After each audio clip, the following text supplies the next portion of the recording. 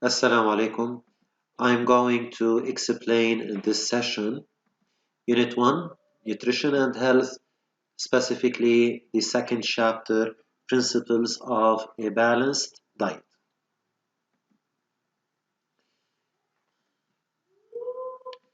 The objectives of this session that I'm going to discuss are the food constituents, the importance of food to our body, the types of food diet, the factors affecting the diet requirements, the energetic needs, mainly concerning the quantitative needs, and the basal metabolism.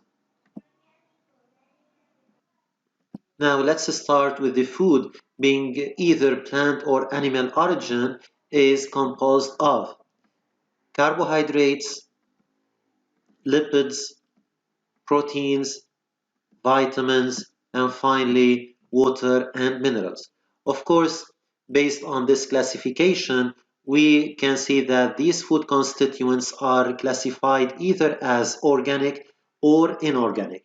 The organic constituents include carbohydrates, lipids, proteins, and vitamins, and mainly are produced by living things and must contain the element carbon, whereas the inorganic constituents such as water and minerals are not produced by living organisms and not necessarily contain the element carbon. Now, the food constituents provide the organism with the needed matter to build, either the structural molecules concerning the chemical constituents of blood, bones, skin, hair, and others. On the other hand,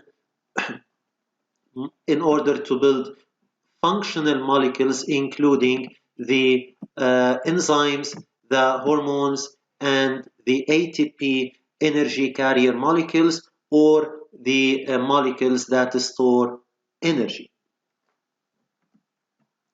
Now, the food diet that is followed by an organism should ensure the requirements of matter and energy. Then it could be either a balanced diet which should not show any deficits or excesses in the diet composition, neither in quantity or quality, whereas the second type of diet is the unbalanced diet, which is in contrast, show either deficiency or excess. Now, the remark that we should take into consideration is that the diet requirements vary with the following factors: the age, the sex or gender, the climate, and the physiological status. Now, the second document, what we're going to talk about, is the energetic needs, specifically concerning the quantitative needs. Now, we should know that only the organic constituents of food except vitamins. In other words, the carbohydrates, the lipids, and the proteinic constituents ensure the supply of energy to the body, whereas the inorganic constituents are excluded. Therefore, balancing between the intake of organic food and the energy expended by the organism reflects the so-called a balanced diet. Now, how can we evaluate the energy expenditure? The energy released by oxidation, in other words, the degradation process of the metabolites or the substances that are going to release energy in the presence of oxygen, is it proportional to the quantity of oxidized food or the oxidized substrate and the relative volume of oxygen necessary for such reaction. So, in other words, the nutrients which are obtained after the digestive process and oxygen which is obtained by the respiratory exchange at the level of the lung are going to be transported via blood to every cell in our body, where these cells are going to oxidize the nutrients in the presence of oxygen to produce the energy that is going to be stored in the form of ATP. Now, the food that are going to be oxidized are the carbohydrates that are going to liberate oxygen that are going to liberate energy around 17 kilojoule per gram. The proteins equally liberate 17 kilojoule per gram, while the lipids liberate around 38 kilojoule per gram. Now, although the lipids show the highest liberated energy, but we do not use the lipids as energetic substances. Rather, we use the carbohydrates, mainly the glucose form.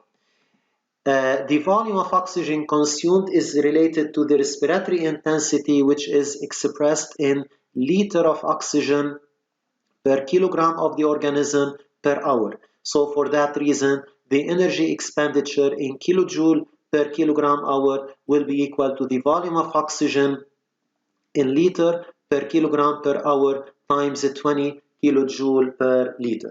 We should know that this value 20 kilojoule per liter is a constant value, and it is considered as the average value of thermal coefficient of the released energy.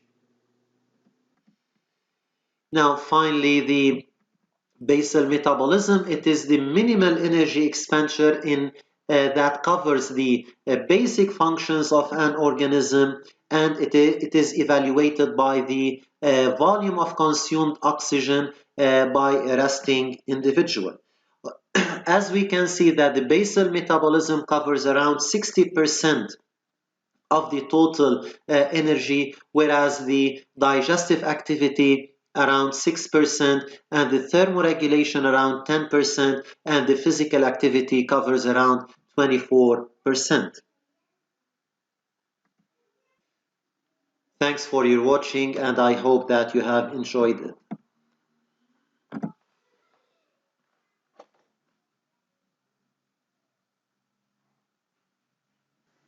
Now, dear students, this is a direct application for this session. Hope you all solve it.